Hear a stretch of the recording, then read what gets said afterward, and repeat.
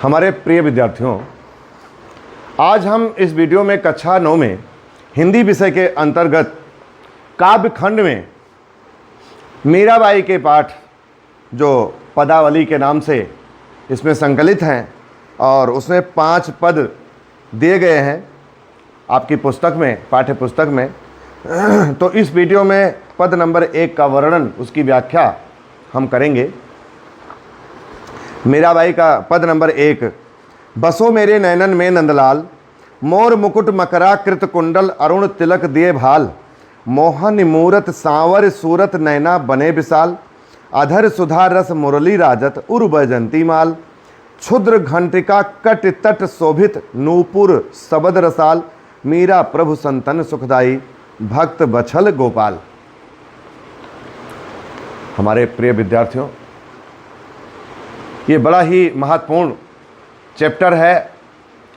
इस पाठ में हमको अनेक प्रकार की शिक्षाएं हम अपने जीवन से संबंधित मिलेंगी। मीराबाई ने इस पद में भगवान श्री कृष्ण की महिमा का वर्णन किया है, उनकी शोभा का वर्णन किया है। आइए देखते हैं। और उनकी महिमा का वर्णन करती हुई मीराबाई भगवान श्री कृष्ण से प्रार्थना करती हैं, विनती करती हैं कि हे प्रभु, तुम मेरी आंखों में बस जाओ। पहली लाइन, बसो मेरे नैनन में नंदलाल। मीराबाई भगवान श्री कृष्ण से कहती हैं कि हे प्रभु, नैनन माने आंखों में, नंदलाल माने श्री कृष्ण, मकराकृत माने मछली के आकार का, अरुण माने लाल और भाल माने मस्तक। इसमें जो शब्दार्थ हैं उसको मैं बता रहा हूँ। नैना माने आँख, विशाल माने बड़ा, अधर माने ओंठ, सुधा माने अमृत, राजत माने सुशोभित या शोभायमान, उर माने हृदय, क्षुद्र माने छोटी, घंटिका माने घंटियाँ, कट तट माने कमर पर, शोभित माने सुशोभित या शोभायमान, नूपुर माने घुंघरू, शबद माने आवाज़, रसाल माने मधुर, भक्त बछल माने भक्त वत्सल अर्थात भक्तों की रक्षा करने वाले, गोपाल माने श्री कृष्ण। ये शब्दार्थ था इस पद में। जो कठिन था उसको हमने बताया। अब देखते हैं व्याख्या को। बसो मेरे नैनन में नंदलाल, ऐसा माना जाता है कि भगवान श्री कृष्ण की विरह में, उनके प्रेम में मीराबाई दीवानी थी। संसार के सारे सुखों को, सारी कामनाओं को त्याग करके पूरा जीवन वे भगवान श्री कृष्ण की भक्ति में लगी रहीं।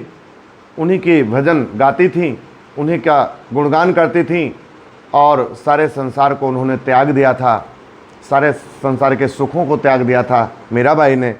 तो यहाँ पर इस पद में, इस रचना में मीराबाई भगवान श्री कृष्ण से विनती करती हैं, प्रार्थना करती हैं। क्या? हे प्रभु, बसो मेरे नैनन में नंदलाल, हे प्रभु तुम मेरी आंखों में बस जाओ। इस प्रकार से पहली पंक्ति में इन्होंने विनती किया। अगली पंक्तियों में भगवान श्री कृष्ण की अनुपम शोभा का वर्णन कर रही हैं। मोर मुकुट मकरा कृत कुंडल अरुण तिलक दिए भाल। जिनके, भगवान श्री कृष्ण के बारे में क्या कह रही हैं मीराबाई? जिनके सिर पर मोर के पंखों का मुकुट विराजमान है, मकराकृत कुंडल, कानों में मछली के आकार का कुंडल सुशोभित है, अरुण तिलक दिए भाल, और जिन्होंने अपने मस्तक पर लाल रंग की तिलक विराजमान कर रखा है, लगा रखी है। मोहन मूरत सांवर सूरत नैना बने विशाल। भगवान श्री कृष्ण की मूर्ति, उनका जो चेहरा है, उनकी जो सूरत है सांवले रंग की, वो मन को मोहने वाली है। नैना बने विशाल और उनकी आंखें बड़ी हैं। अधर सुधारस मुरली राजत, उनके अमृतमयी ओंठों पर बंसी सुशोभित है, विराजमान है, शोभायमान है। उर बैजंती माल, और गले में वन पुष्पों की माला सुशोभित है, विराजमान है, शोभायमान हो रही है। आगे उनकी शोभा का वर्णन करती हुई आगे मीराबाई और क्या कहती हैं? क्षुद्र घंटिका कट तट शोभित, क्षुद्र घंटिका कट तट शोभित नूपुर सबद रसाल। श्री कृष्ण भगवान के कमर पर छोटी छोटी घंटियाँ सुशोभित हैं, विराजमान हैं, शोभायमान हैं, उनकी शोभा बढ़ा रही हैं। तथा नूपुर सबद रसाल, उनके पैरों में जो घुंघरू बंधे हैं उसकी जो आवाज़ है वो मधुर आवाज़ निकल रही है। इस प्रकार से 4 पंक्तियों में मीराबाई ने भगवान श्री कृष्ण की अनुपम शोभा व सुंदरता का वर्णन किया।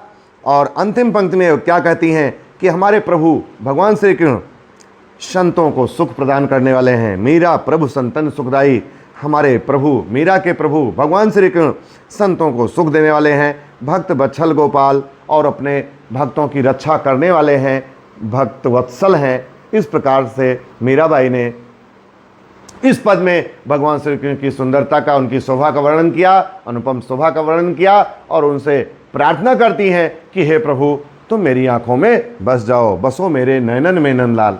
तो इस प्रकार से व्याख्या हुई। अब इसको लिखने का जो क्रम है, संदर्भ प्रसंग व्याख्या। तो यहाँ पर सबसे पहले संदर्भ लिखना होता है। देखिए पिछली व्याख्या में हमने कई बार संदर्भ लिखने का तरीका बताया हुआ है, लेकिन यहाँ पर फिर से पुनरावृत्ति की जा रही है। संदर्भ कैसे लिखा जाएगा?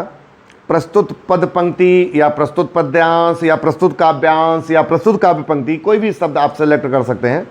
प्रस्तुत पद्यांश हमारी पाठ्य पुस्तक हिंदी के काव्य खंड के पदावली नामक शीर्षक से या पाठ से अवतरित है, जिसके रचयिता या ये काव्य पंक्ति कवयित्री मीरा द्वारा रचित है, अर्थात इसकी रचयिता कवयित्री मीराबाई जी हैं। इसके बाद में प्रसंग लिखा जाएगा। प्रसंग कैसे लिखा जाता है इसको भी हमने कई बार पहले बताया हुआ है।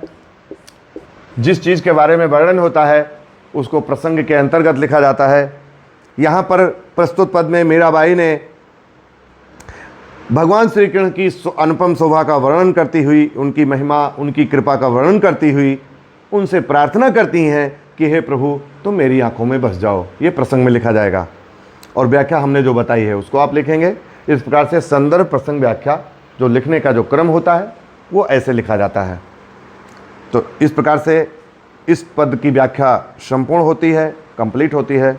हमारे प्रिय विद्यार्थियों, याद करने का, तैयारी करने का वही तरीका, प्रत्येक वीडियो को आपको 5 बार रिप्ले करते हुए तैयारी करनी है। यदि ऐसी तैयारी करेंगे जो हमने बताया है, जो बार बार बताते रहते हैं, तो आपको निश्चित रूप से इस वीडियो में जो भी बताया गया है, जो भी पढ़ाया गया है, आपको निश्चित रूप से तैयार हो जाएगा।